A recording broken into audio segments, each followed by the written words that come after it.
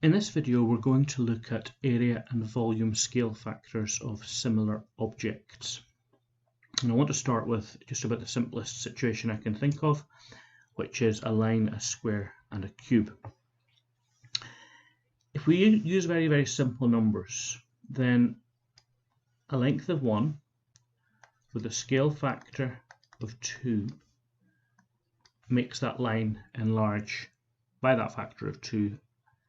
Nice and simple. If we do the same thing with the square, then this becomes an area of 1. The area of a rectangle or square is base times height. 1 times 1 is 1. And here, 2 times 2 is 4.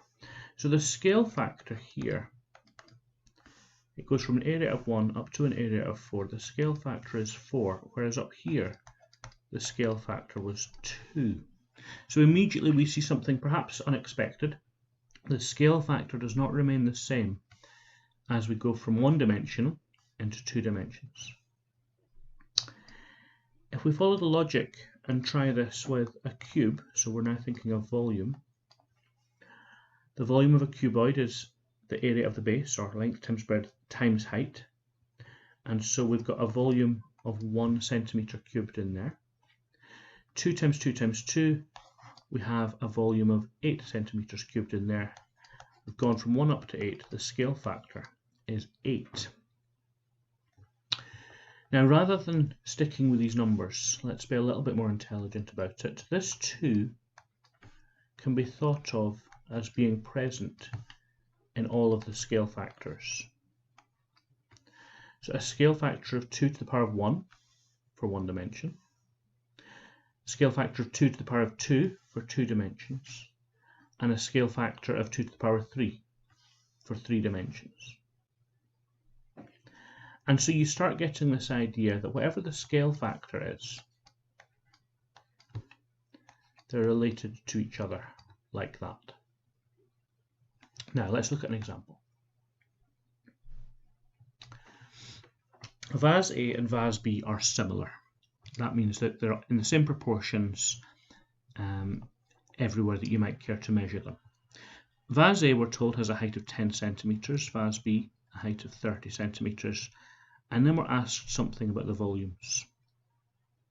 What you cannot do is you cannot say that will be times 3, so that will have to be times 3. It just doesn't work for the reason that we saw a few seconds ago. Instead, I think I would advise you to do this. The length scale factor is 3. That's the times 3 there. I say length because it's one-dimensional. The heights are a type of length. If we now start thinking about the area scale factor and the volume scale factor, well, you might argue that the question doesn't mention areas, and you're right, it's irrelevant for this question, but I think it's a good habit to get into of just thinking first dimension, second dimension, third dimension. Because now all we need to do is that, and the one that we're interested in, the volumetric scale factor, is 27. So the volume of the vase B is 900 with a scale factor of 27, and that makes 24,300 centimetres cubed. A whole lot more than just 2,700, which you would have got if you just multiplied by 3. So making this table of values is going to be really, really helpful every time you face one of these questions. Now, if we move on and look at this example here, I'm going to suggest that you pause the video just now and have a go at these, see what you can do, and then unpause it and check what you've got against my work. Pause it now. Okay, hopefully you've had a go at that. I'm going to go through part 1. We know about the areas of the bases. So I'm going to say that the length scale factor is something, the area scale factor is something, and the volume scale factor is something. And I can see there that the area scale factor is 6. Here in part 1 we're being asked about the height. That's going to be a length scale factor. In part 2 we're interested in a volume scale factor. Now, given that we know the area scale factor, we are going to need to work out this. We're going to have to square root 6. Now you could just use a surd, root 6, or if you must use a decimal, I would suggest 2.449. And that's been achieved by square rooting. Because if we were going from length to area, we would be squaring going in that direction. So we have to square root in that direction. Once we've got this worked out, we can jump from there to there by cubing. So 2.449, I'm actually going to use the exact decimal that I've got on my calculator. But if we cube that, we go up to 6 root 6, or 14.697.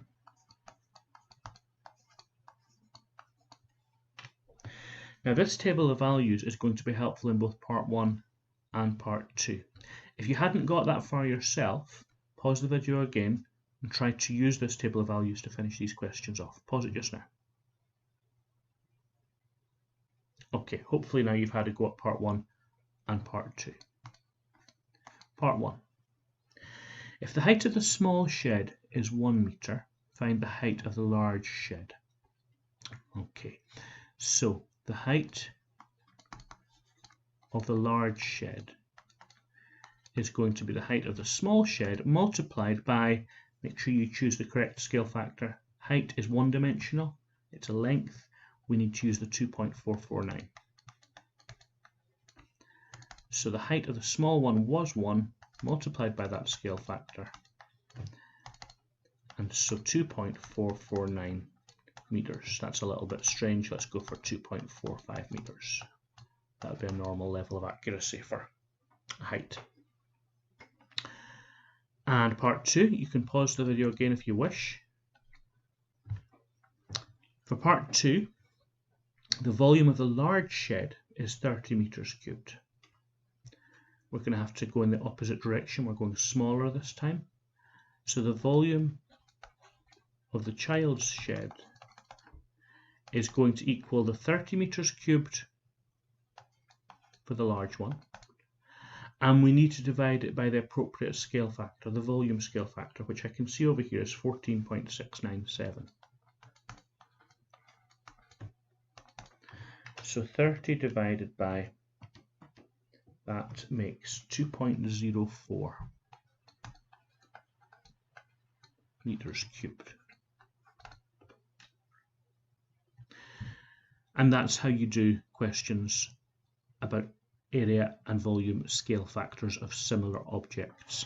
It's really important to get this table written out. And if it's an easy question, just go back to the first slide. If it's an easy question, then you're told this, and it's just square and cube. If it's a more difficult question, like the one that we just looked at with the sheds, they might start you here, and you need to square root to get back to the lengths, and then cube to get up to the volumes. They could even give you the volumetric scale factor, and you're going to have to cube root to get back here. And once here, you can square to get there. You need to be able to jump around this table using powers and roots. I hope that's been helpful.